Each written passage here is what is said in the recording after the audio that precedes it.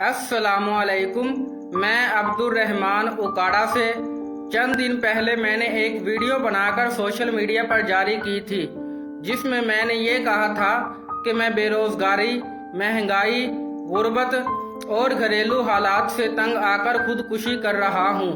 उस वीडियो के वायरल होने के बाद इलेक्ट्रॉनिक मीडिया मुझसे पूछना चाहता है कि मैंने खुदकुशी की झूठी वीडियो क्यों वायरल की।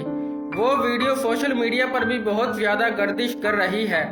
वो वीडियो मैंने अपनी मर्जी से नहीं बनाई।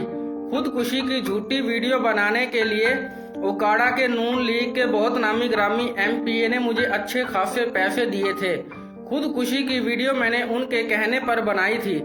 जल्द अज जल्द मैं उन एमपीए के बारे में सब कुछ बताऊंगा, लेकिन अभी उनके बारे में सब कुछ बताना मुनासिब नहीं है, क्योंकि मेरी जान को बहुत ज़्यादा खतरा है।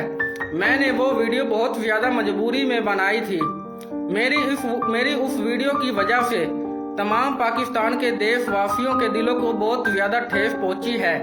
इसलिए मैं पाकिस्तान के तमाम देशवासियों से माफ़ी मांगता हूं कि मुझे माफ़ कर दीजिए।